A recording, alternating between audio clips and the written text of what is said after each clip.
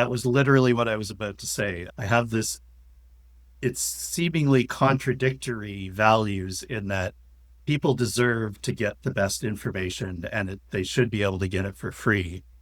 But journalists perform an important function and they deserve to be paid. So, and the economics of it, let's keep in mind that the internet did not invent free information. If you lived That was in the a large skywriter. city, well, if you lived in any, just about any city in North America in the 70s, 80s, even 90s, there was a free urban weekly Yeah. and everybody picked, Toronto even had two or three at one time. And then they even had an urban daily, which was a like sort of a digest type newspaper called Metro, which I think went to several cities in North America. And all of these were free, paid for by advertisers. And newspapers made a large chunk of their money. I worked at a community newspaper as a summer intern for 3 years, I think. And they made 3-year their money internship? through, well, 3 summers. You got They 3 summers? Oh kept my, having me back. that's awesome. Congrats. Well, when you live in a small town and you're the only person who went to journalism school in that town, Oh man, yeah. You would have been like a rock star. it was a living, sort of. Lived with my parents, of course, but their primary source of income was classified ads, right? Mm. And so Yeah. so the what the internet did was not introduce this idea of free information. It introduced this idea of widely spread information and large amounts of data that could be shared immediately. And so advertising on the internet, once they figured out advertising on the internet, that has basically killed the business model of the newspaper. And also, broadcast too, where they're dependent on took a little longer with broadcast because people still like to watch TV ads. I think radio has its own unique niche that possibly will never go away, given the fact that we're going to have natural disasters where the only source of information will be the radio as we go forward. So I think radio has a future. God, that's Um, depressing. I know that's Like in the not a apocalypse. good reason for it. Yeah. Well, That was a big thing in let's the be new a Planet of little the more Apes, actually. optimistic. Oh well, okay. But yeah, so that's where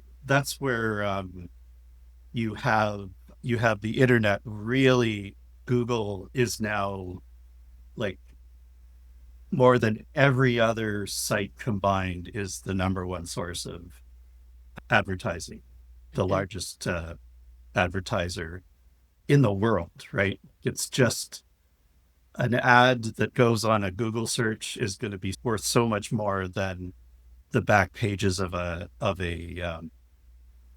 local newspaper. And They credit because you have to Craigslist go with looking, killing the journalism as much as they do with the internet. right? Well, Craigslist Interesting. is Classifieds. Classifieds Yeah. online. yeah. Kijiji, Craigslist, all those. So Interesting. Okay. exactly, because the newspaper as a model was, the I learned the term omnibus in one of my journalism classes because the newspaper was a collection of things that don't necessarily go together, right? Like you've got your news, you've Yeah. got job ads, Crosswords. you've got puzzles, comics, Yeah. and I'm not saying that that's. I remember someone saying, "What a weird model," but like the internet is even weirder than that. Like, It's, look at you Yes. scroll through social media, that goes all over the place. But that model was only working because people would buy a newspaper for one or two of those components, and it was worth it. And so going back to the information can be free thing, we were trained to expect information should be free or at least cheap, right? cheap. Like That's the big thing. a magazine in the 90s cost you like $3. Same as a greeting card in the 90s. Like, think Okay. about Yeah. how cheap that magazine was compared to anything else.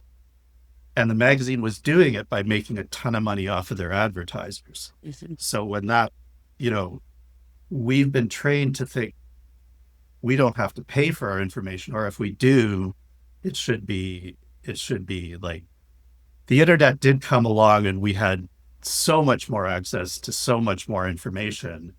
And that maybe that's the final nail in the coffin, but we were primed to think we deserved information for free. And I think, this is why private media is having so much trouble. And the only way it seems to get viewers is to be very, very emotional, right? Like appeal to emotional, there's some good news, like it's a small thing, but people love to see cute stories and happy couples or happy families or happy funny kid things or pets or whatever. And on the flip side, they love to get enraged. So that seems to be the TV news model now is rage bait. Okay, so called novelty bias. And it happens when like shocking stories make headlines or they become popular because they're new or traumatic.